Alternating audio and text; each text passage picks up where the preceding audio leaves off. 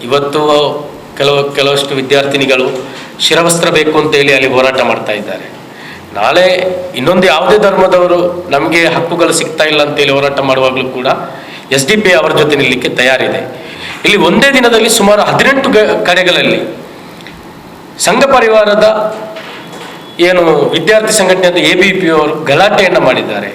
ಅಲ್ಲಲ್ಲಿ ಕಲ್ಲು ತೂರಾಟ ಮಾಡಿದ್ದಾರೆ, ಶಾಲೆಗಳಿಗೆ ಕಲ್ಲೆಸೆದಿದ್ದಾರೆ, ಚಾಕಿರಿಸಿ ಇರಿತ ಆಗಿದೆ ಕುಶಾಲನಗರದಲ್ಲಿ. ಇಂಥ ಸಮಯದಲ್ಲಿ ಒಂದೇ ಸಮಯದಲ್ಲಿ ಈ ರೀತಿಯಾದಂಥ ಒಂದು ಗಲಾಟೆಯನ್ನು ಎಬ್ಬಿಸಲಿಕ್ಕೆ, ದೊಂಬಿಯನ್ನು ಎಬ್ಬಿಸಲಿಕ್ಕೆ ಸಂಘ ಪರಿವಾರದಿಂದಲೇ ಬೇರೆ ಯಾರಿಗೂ ಸಾಧ್ಯ ಇಲ್ಲ ಅನ್ನೋದು ನಮ್ಗೆ ಗೊತ್ತಿದೆ. ಈ ಕುರಿತಾಗಿ ಸೂಕ್ತ ತನಿಖೆ ನಡೀಬೇಕು. ಯಾರು ಇದರ ಹಿಂದೆ ಇದ್ದಾರೆ ಅವ್ರನ್ನ ಕೂಡಲೇ ಬಂಧಿಸಬೇಕು. ಈಗಾಗಲೇ ವಿರೋಧ ಪಕ್ಷದ ಬಹಳಷ್ಟು ನಾಯಕರು ಹೇಳಿದ್ದಾರೆ, ಅಲ್ಲಿಂದೆಲ್ಲ ಕೇಸರಿ ಶಾಲುಗಳು, ಆಯುಧಗಳು ಎಲ್ಲ ಸಪ್ಲೈ ಆಗಿದೆ ಅಂತೇಳಿ. ಈ ಕುರಿತು ತನಿಖೆ ನಡೆಯಲಿ.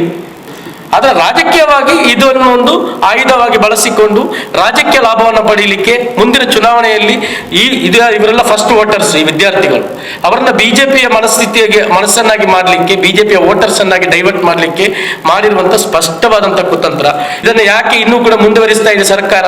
ಯಾಕೆ ಇದು ಆದಾಗಲೇ ಇದನ್ನ ಕಡಿವಾಣ ಹಾಕುವಂತ ಪ್ರಯತ್ನಕ್ಕೆ ಕೈ ಹಾಕಲಿಲ್ಲ ಅನ್ನೋದು ನಮಗೆ ಸಂಶಯಗಳಾಗ್ತಾ ಇದೆ.